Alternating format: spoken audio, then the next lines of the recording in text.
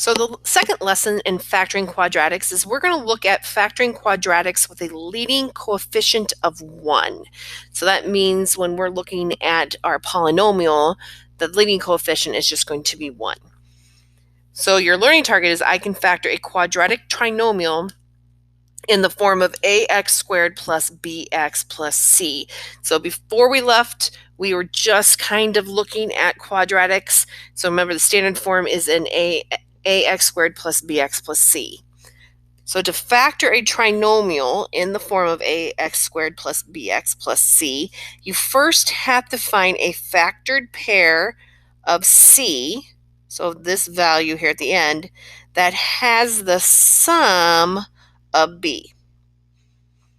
So again, you're going to find a factored pair, so what times what, so the product of c that has also the sum, so when you add them, gives you the value of b. And then you use those factors that you just found to write the binomials as a product equal to that trinomial. So let me show all the math here. We'll get started right away to the examples. One way you could do this, you can kind of make a table if it helps you. You could write down factors of, in this case, you could write c, but I'm going to actually write the problem. So we're going to look at factors of c, which in this case is 6. And then in this column, you could write down the sum of these two factors. Okay, so we're going to start a factor of 6. So 1 times 6. So it has to, maybe I should put factors. It has to multiply to equal c. So 1 times 6 does equal 6. And then we're going to add them. So 1 plus 6 equals 7. Now, if this is correct, this value right here, remember if we go back, it has to be the sum of b.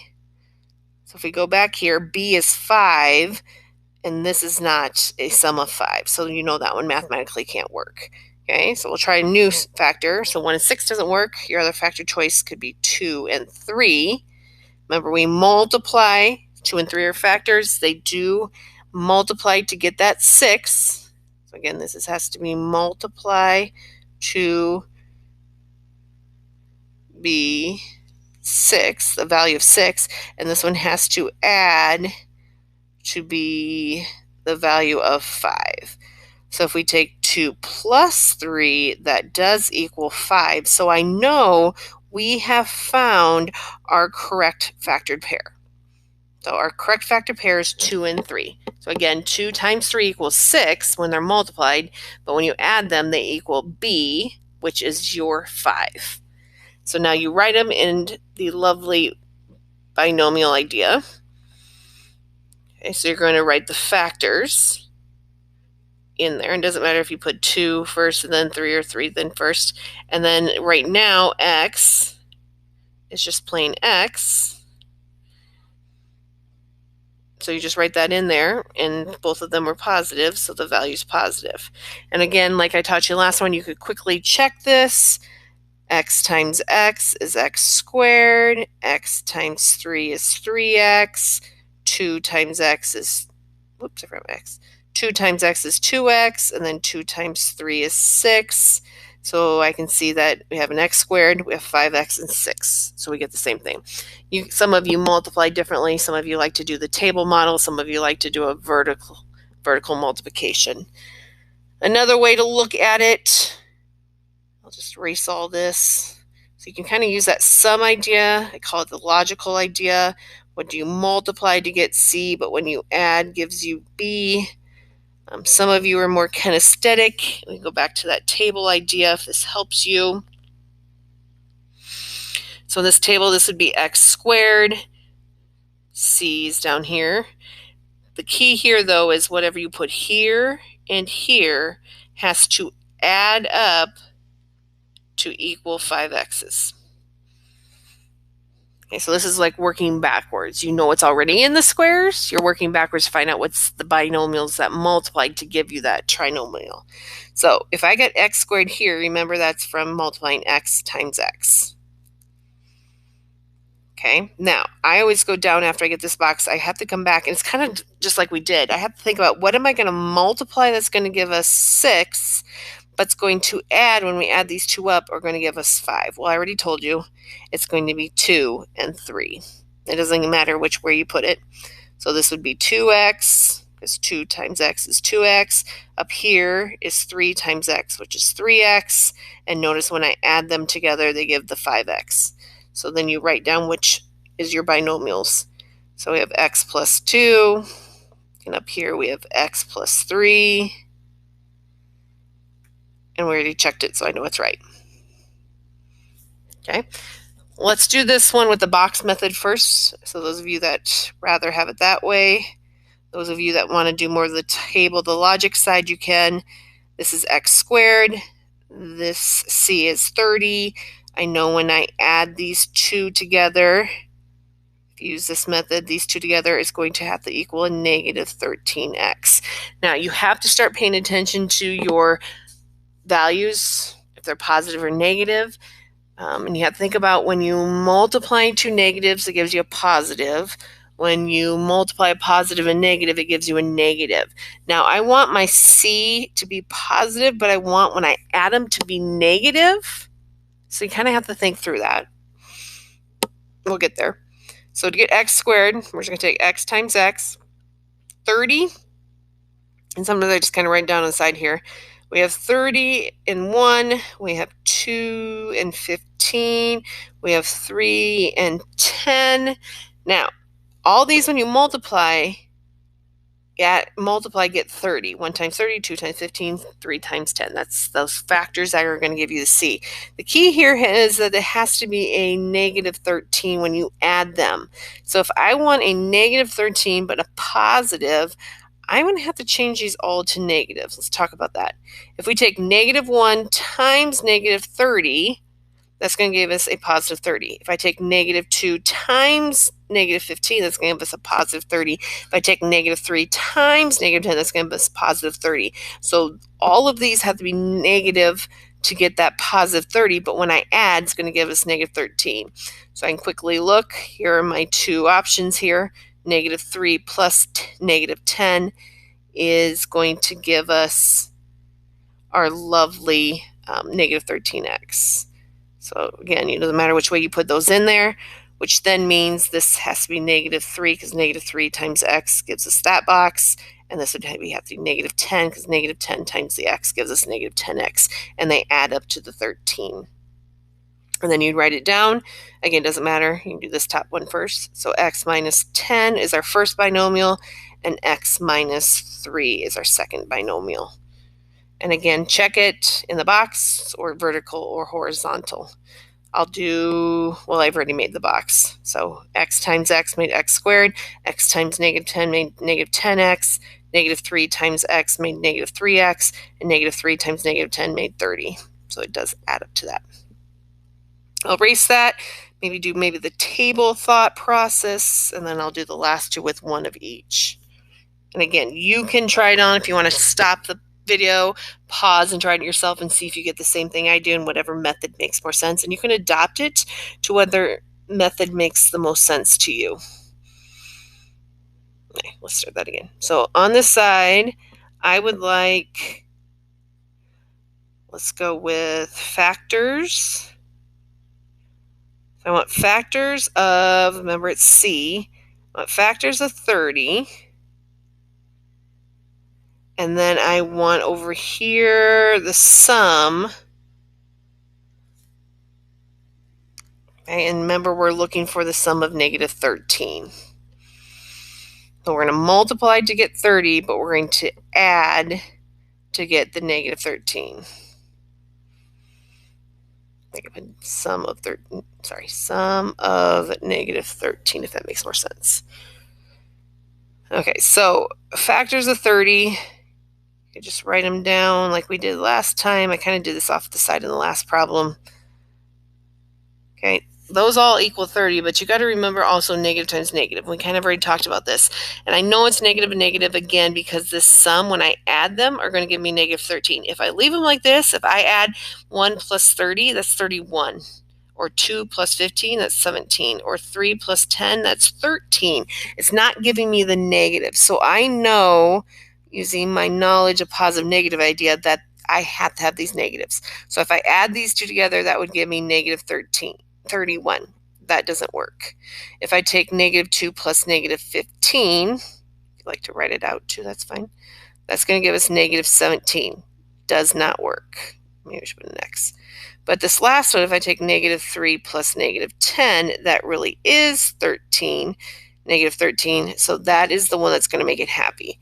So when you factor these this way, at this point, these two are just going to be the X, because X times X gives us X squared. And then it doesn't matter, minus 3, and minus 10, and then check. Okay, we'll look at this one. We'll do the table first. Okay, so you want a product. Well, maybe product. We'll put factors of, now notice that's a negative 30. And then we want the sum of those products to be negative 1, because remember we want the B.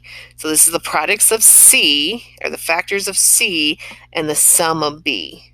When they add them, these factors, they should equal. So factors of negative 30. Now be careful, we got negative, which means the only way when multiplying to get a negative, one has to be positive, one has to be negative. So we might have to add a lot. And you don't always have to start with 1 and 30. You know, in this case, if I really quickly think 1 and 30 and one's positive, one's negative, is there any way it's going to get to a negative 1? No. So maybe you want to try, let's put negative 3 here. So if this is negative 3, I'm going to multiply that times 10.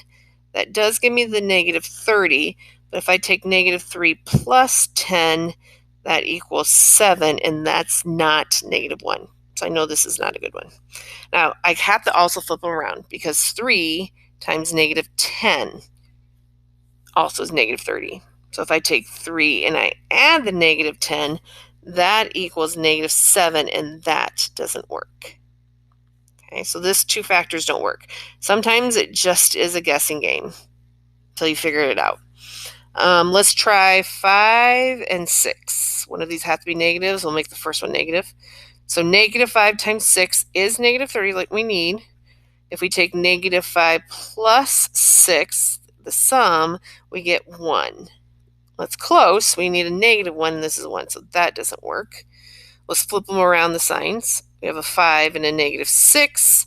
If we take 5 plus the negative 6, that does equal the negative 1. So we found our factors. So the only thing you have left is just to write them. So remember, they're going to write into two binomials. We have x in the fronts, because x times x is going to give us the x squared, and we just found our two factors. So be careful, though, on the sign. The first one has to be a positive 5, and the second one has to be the negative 6, because if you flip those signs around, we already noticed that was a no-go. That equaled 1 instead of negative 1. And if you want to check to make sure this is right, you can quickly multiply. So that'd be x squared. This would be negative x. And take the 5 times x is 5x. Take the 5 times the negative, 6 is negative 30. These two make the negative 1. We have x squared and the negative 30. So again, this is just the opposite. Last lessons, I had you multiplying two binomials to get to the trinomial. Now I give you the trinomial, and you're factoring it back into the two binomials. This one I said we'd use the box method. Again, if you're not a fan of the box method, pause it, do it with your own version of finding it, and then see if you get the same answer as we do. This would be x squared. I always put that up in the corner, it's easier for me. This is negative 21, and I know that when I take this and I add it to this box, I have to equal a positive 4x's. So I know that this is x and x. Negative 21. Well, and it has to add up to 4. So I could try 1 and 21, or negative 21 is just not going to work. So 2 does not go. Let's try 3 and 7. Now here's the key. It has to be negative. Okay, so one of these two values. So let's make the 7 negative. Now if I check this, and again you might have to erase, if negative 7 times 4 is, times x is negative 7x, and 3 times x is 3x, and I add those together, that doesn't equal positive 4, that equals a negative 4. So that doesn't mean that these are the wrong factors, that means you just might have the wrong signs. Okay, so let's just flip around the signs here. Let's make the 3 negative. So negative 3 times x is negative 3x. Negative 3 times 7 is negative 21. That's a good sign. X times 7 is 7x. So if I add these two, negative 3x and a 7x, I do get 4x. Now what people like about this model, you can see the binomials, maybe a little clearer. So we have an x plus 7, and then we have an x minus 3. So people like the visual of this one. It also is a quick check because honestly, you kind of checked it by reversing the multiplication idea. I hope this lesson made sense to you. The last thing I just want to put on the screen is, and if this helps you, you can write it down in your notes. That's the idea of what sign you have to use. So I said when both the values of B and the C are positive, so this one is a positive 9 and a positive 17 or 14, that means both the terms in the binomial are also positive. When the values of the B is negative in this case, but the C is positive, so it's positive 14, then the terms in the binomial are both negative.